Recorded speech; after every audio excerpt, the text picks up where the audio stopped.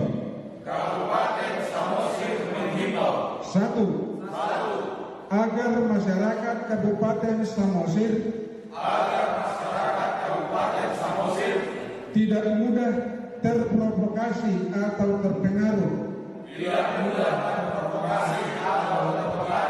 terhadap isu sara yang beredar di media sosial. Shalom sahabat yang dikasihi Tuhan Yesus, puji Tuhan kita bertemu kembali dalam kasih-Nya. Baik, kita akan melihat sebuah video, di mana video ini beredar di media sosial sahabat ya, di internet. Dalam video ini ada pertemuan tokoh-tokoh kerukunan umat beragama di Samosir, membahas sesuatu hal sehingga tidak menimbulkan sara. Coba kita lihat dulu videonya sahabat. Kabupaten Samosir menghimbau. Kabupaten Samosir menghimbau. Satu, agar masyarakat Kabupaten Samosir tidak mudah terprovokasi atau terpengaruh terhadap isu sara yang beredar di media sosial yang dapat memecah belah persatuan dan kesatuan kerukunan umat beragama. Dua, agar masyarakat bijak dalam menggunakan media sosial, melakukan sharing baru share. Tiga, terkait permasalahan keberadaan Yayasan Ibnu Sina Kabupaten Samosir,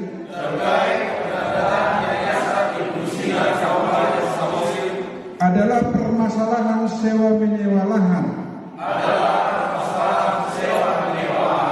atau tempat yayasan tersebut berdiri,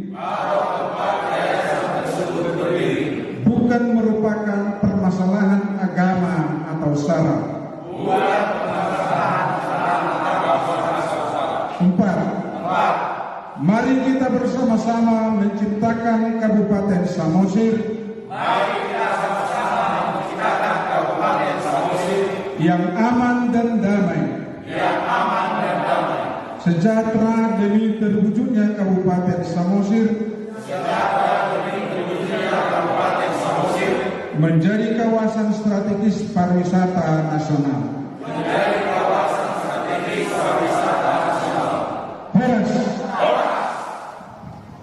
Nah, itulah video yang beredar sahabat ya. Selanjutnya kita saksikan dulu pernyataan saudara kita Muslim yang berasal dari Samosir sahabat.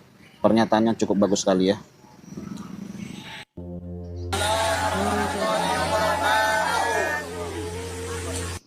Halo, assalamualaikum guys. Jadi aku mau sedikit inilah ya. Nah, karena kejadiannya di kampung awak pula ya kan. Jadi berita yang lagi viral pembangunan taman pendidikan Al-Quran di Samosir sana kan lagi ada sedikit miskomunikasi lah kita bilang ya. Coba kita tarik dulu ke diri kita guys, teman-teman. Di tempat lain kita memperlakukan mereka seperti itu, dan saat di tempat mereka memperlakukan hal seperti itu kepada kita, kenapa kita merasa terjolimi? Kenapa nggak kita tarik dulu ke diri kita? Apa yang kita rasakan saat ini, itulah yang mereka rasakan di tempat lain guys. Aku bukan membela mereka ya, tapi setauku karena aku dari Samosir sana, dari Toba Samosir ya. Orang Samosir itu, orang Toba itu sangat welcome sama orang Islam guys. Enggak ada penolakan sama sekali. Aku mualaf guys, di kampungku aku sangat diterima. Kalian tahu nggak? Jadi di Samosir itu, di Toba Samosir itu, walaupun mayoritasnya itu orang Kristen ya, tidak ada penolakan sama orang Islam. Tapi kenapa saat ini gini ya, mereka mendirikan gereja suka dipersulit gitu ya. Padahal mereka untuk memuji Tuhannya, mengajarian tempat wadah untuk mereka mengajari anak mereka menyembah Tuhannya. Oke, kita persulit. Nah, saat kita pengen membangun tempat pendidikan Al-Quran untuk anak kita, mereka persulit, kenapa kita nggak mengintrospeksi diri kita, guys? Kenapa nggak coba kita rasakan apa yang mereka rasakan itu? Sebenarnya kita merasakan tuh nggak enak kan? Ya, menurutku sih gitu aja. Jadi bolehlah kalian jalan-jalan ke Toba Samosir sana, lihatlah gimana mereka memperlakukan kita. Mereka tuh sangat toleransi, guys. Aku sendiri yang udah ngerasainnya gitu. Oke, salam toleransi. Apa yang kamu tabur, itulah yang kamu tuai. Itu kata Alkitab, sahabat ya. Hukum tabur tuai itu ada dan berlaku selama kita ada di dunia. Jadi apa yang dikatakan Ito kita ini, orang Samosir ini benar, saudaraku. Dan bukan hanya di Samosir ya. Di daerah-daerah khususnya daerah-daerah Kristen. Meskipun saudara pindah agama jadi mualaf, saudara tidak diusir dari kampung saudara. Saudara tidak pernah dikatakan, kalau sudah mualaf tidak boleh lagi jadi orang Batak. Kalau sudah mualaf tak boleh lagi jadi orang Manado. Pergi, diusir. Tidak ada pernah terjadi hal seperti itu. Ya berbeda kan dengan saudara kita orang Aceh, orang Padang, itu sering kita lihat ya hal-hal begitu. Mereka live saja di TikTok, live di apa tuh. Awas kok kalau pulangnya habis holol darahmu. Bayangkan. Ibu Muslim Ito kita ini mengakui tidak pernah hal-hal seperti ini terjadi sebelumnya. Nggak pernah. Di Tanah Batak itu, sahabat, bagaimana saudara Muslim itu sangat dihormati. Makanya di Sumatera Utara itu nggak pernah ada terjadi penggerudukan masjid. Ditanya izinnya, hei, mana izin azan? Mana izin pengajian? Mana izin tilawatil Quran? Nggak pernah, sahabat, ditanya begitu. Berbeda dengan orang Kristen. Saudara lihat banyak itu video. Doa rosario saja ditanya izin. Begitu tak ada izin ditikam. Itu kan ada beredar tuh videonya, sahabat. Banyak kejadian. Izin doa, rumah doa, orang mau berdoa, izin kebaktian, digeruduk. Perlakuan-perlakuan begitu beredar di internet. Beberapa tahun yang lalu saya sudah sering menyampaikan, sahabat, kepada pemerintah kita, kepada polisi, kepolisian yang terhormat, kepada TNI yang terhormat, kepada pihak keamanan yang terhormat, yang kita cintai, yang kita sayangi di Indonesia. Tolonglah perlakuan-perlakuan ketidakadilan ini segera ditindak. Penutup gereja harus ditangkoi. Kita sudah ngomong begitu. Kenapa? Untuk menghindari balas-membalas ini saja. Karena saya melihat di grup-grup Facebook, di grup-grup WA itu heboh. Begitu ada gereja ditutup, orang Kristen ditanya izin, heboh. Mereka berkata, gimana kalau kita balas? Iya. Mereka tidak semua orang Kristen itu menjadi pelaku firman, saudara. Ada juga mereka masih hidup dalam daging yang maunya membalas, walaupun itu dilarang Alkitab. Tidak boleh membalas kejahatan dengan kejahatan. Tapi ada juga mereka yang masih belum mampu, belum kuat roh mereka untuk menerima kebenaran itu. Meskipun mereka Kristen. Sehingga mereka punya niat untuk membalas. Saya takutnya suatu saat kalau hal-hal begini dibiarin terus. Nah, yang mualaf pun nanti bisa kena usir dari kampung. Bayangkan kalau para murtadin tidak diperbolehkan pulang kampung halamannya ke asalnya. Seperti murtadin Aceh, murtadin Minang atau Madura gitu, nggak boleh pulang. Ini daerah-daerah Kristen juga akan melakukan hal yang sama. Mualaf diusir. Iya. Suatu saat kalau penggerudukan gereja ini terus dibiarkan, bisa saja nanti suatu saat, saudaraku ya, kita jauhkan lah, kita berdoa supaya jangan terjadi. Suatu saat Islam kumandangkan azan di Tanah Batak sana, ditanya izinnya, mana izin azan? Bayangin, sahabat, kalau hal seperti itu terjadi di bangsa kita ini, bubar Indonesia ini, sahabat. Apalagi keberpihakan, terus saja negara ini mau Palestina, Gaza terus. Menista-nista tanah suci, agama lain, bintang Daud dibiarkan dihina-hina. Ini saudara ketidakadilan. Tanpa menghormati tanah suci agama lain. Jika hal ini terus dibiarkan, ingat saudara, ingat Pak pemerintah, Indonesia bisa bubar. Kota-kota Kristen, provinsi-provinsi Kristen yang ada di Indonesia ini, mereka akan referendum bisa minta merdeka. Kalau ketidakadilan ini terus dipertontonkan. Iya, apalagi ada ustadz kan ngomong, kalau Anda tidak mau bela Palestina, keluar dari Indonesia. Wah, ini makanan empuk ini, sahabat. Pernyataan yang menjadi makanan empuk bagi orang Kristen. Keluar dari Indonesia berarti merdeka. Kalau merdeka gimana? Gak usahlah Tanah Batak merdeka. Pisah saja dari Sumatera Utara, dari Medan. Saya nggak tahu Medan akan jadi apa. Mohon maaf, sahabat. Karena tempat-tempat wisata yang ada di Sumatera Utara ini semuanya itu kan mayoritas Kristen. Danau Toba, Tanah Karo, Itu kan mayoritas Kristen, Pulau Nias sana, Teluk Dalam sana kan. Nias itu indah sekali. Janganlah terus orang Kristen ini diperlakukan tidak adil, dianiaya terus. Lama-lama mereka juga gerah. Mereka juga bisa tidak sabar juga mereka.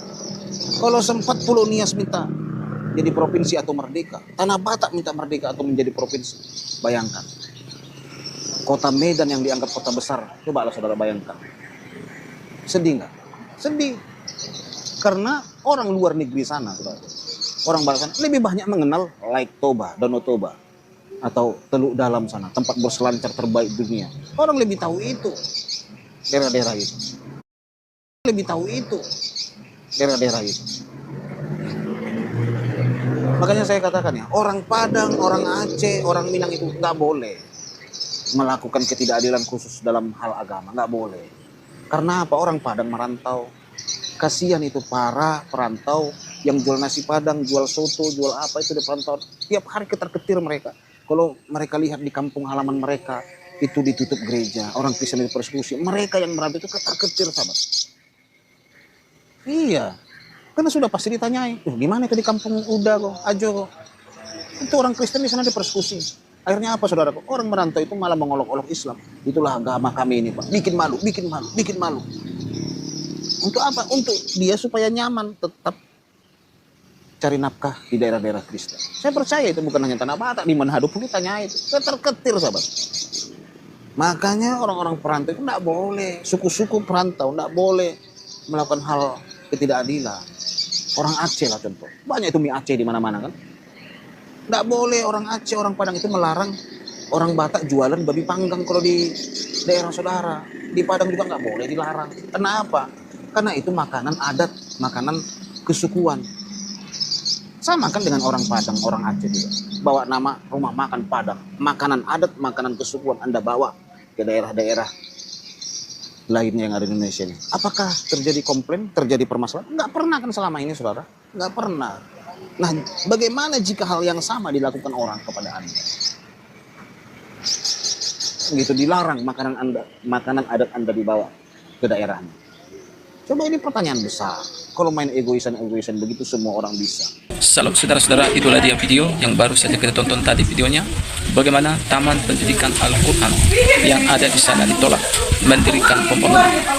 Dan perlu kita ketahui dan perlu kita pahami, biarlah kiranya apa yang terjadi ini bukan malah membuat dari saudara-saudara kita muslim marah, tapi biarlah ini boleh dijadikan menjadi pelajaran penting bahwa memang selama ini yang terjadi adalah bagaimana orang-orang Kristen khususnya di tempat mayoritas muslim, mereka itu mengalami yang namanya aniaya, seperti gereja-gereja pembangunannya dipersulit dan orang-orang Kristen beribadah diganggu dan dilarang. Bahkan saudara, tidak sedikit hal ini terjadi khususnya di mayoritas yaitu yang beragama muslim. Dan biarlah apa yang terjadi ini menjadi pelajaran penting agar di kemudian hari berpikir, bagaimana kalau saya ini dicubit, apakah sakit rasanya? Nah, itu firman Tuhan sudah mengatakan, kasihilah sesamamu manusia seperti mengasihi dirimu sendiri. Nah, perintah Tuhan ini bukan hanya satu agama, tapi seluruh agama yang ada di Indonesia ini. Perintah Tuhan ini adalah untuk kita semua. Ya, jadi kita harus berpikir, kalau kita melarang orang beribadah, apakah orang Kristen itu sakit hatinya? Ya tentunya sakit. Tetapi mungkin mereka yang takut akan Tuhan, yang patuh kepada Alkitab, mereka tentunya tidak akan membalas hal-hal seperti itu. Tetapi ada juga orang-orang Kristen ya yang belum taat, ya mungkin belum mampu mungkin untuk melakukan perintah-perintah Tuhan, untuk mengasihi, ya makanya mereka marah, mereka membalas apa yang mereka lakukan. Bahkan seperti yang dikatakan oleh Bang JDP, bagaimana selama ini sering sekali para murtadin, mereka itu ditolak untuk pulang kampung ke kampungnya sendiri yang mayoritas muslim.